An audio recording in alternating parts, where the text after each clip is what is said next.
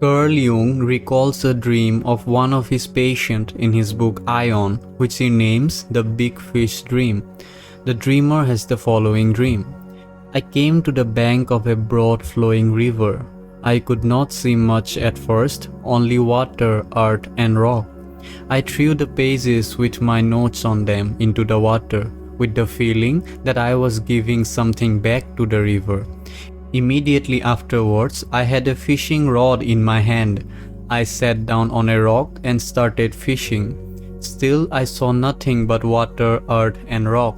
Suddenly, a big fish bit. He had a silver belly and a golden back. As I drew him to land, the whole landscape became alive. The rock emerged like the primeval foundation of the earth. Grass and flowers sprang up, and the bushes expanded into a great forest. A gust of wind blew and set everything in motion. Then suddenly, I heard behind me the voice of Mr. X, an older man whom she knew only from photographs, but who seems to have been some kind of authority for her. He said, quietly but distinctly, "The patient ones in the innermost realm are given the fish, the food of the deep." At this moment, a circle ran round me, part of it touching the water. Then I heard the voice again. "The brave ones in the second realm may be given victory, for there the battle is fought." Immediately, another circle ran round me, this time touching the other bank. At the same time, I saw into the distance and a colorful landscape was revealed. The sun rose over the horizon. I heard the voice speaking as if out of the distance. The third and the fourth realms come similarly enlarged out of the other two. But the fourth realm, and here the voice paused for a moment as if deliberating. The fourth realm joins on to the first. It is the highest and the lowest at once, for the highest and the lowest come together. They are at bottom one. Here the dreamer awoke with a roaring in her ears. Jung tells us that this dream sums up in condensed form the whole symbolism of the individuation process. The river can be understood as the water of the unconscious and also as the river of life. The dream shown graphically in the figure can be divided into 4 steps. In the first step, the dreamer says, "I threw the pages with my notes on them into the water."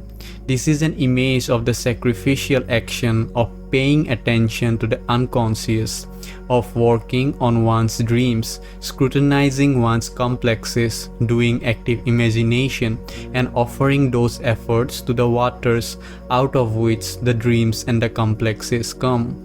This kind of work is psychological fishing.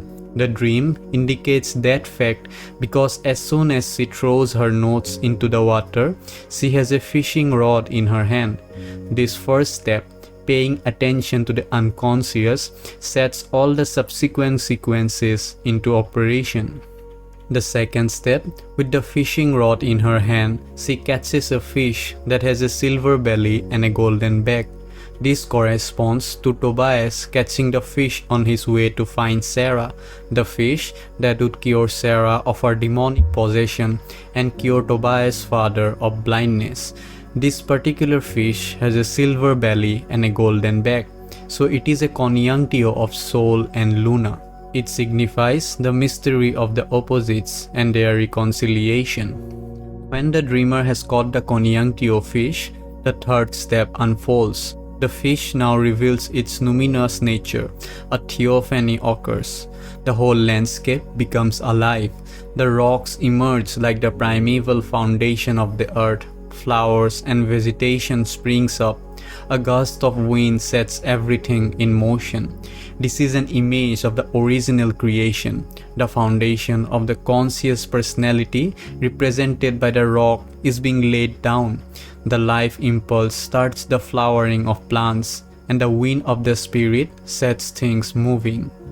Then comes the fourth step, the phenomenon of the authoritative voice. This event occurs occasionally in dreams and should always be taken with the greatest respect. The voice of the self is speaking.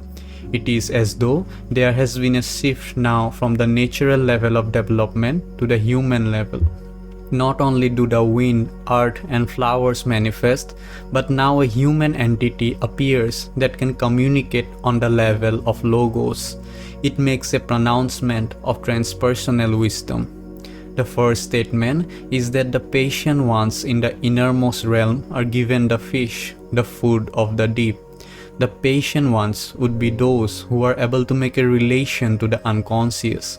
It does indeed require patience to establish such a connection. When the connection is established, a feeding process occurs. The food of the deep becomes available to the ego. The second announcement is that the brave ones in the second realm may be given victory, for there the battle is fought, and the second circle is drawn. Jung suggests that this circle occupied by the brave ones might refer to the enduring of a conflict, perhaps between the conscious ego and the shadow. It is certainly true that it takes psychological courage to integrate the shadow, to withdraw our shadow projections. What is required is renunciation for once and for all of the immature device of blaming others for what happens to oneself. The third circle is not described specifically in the dream. It might correspond to the conscious encounter with the animus or anima. The fourth realm is described as joining onto the first, the highest and the lowest come together. This fourth circle would correspond to an encounter with the self, with the totality of the psyche.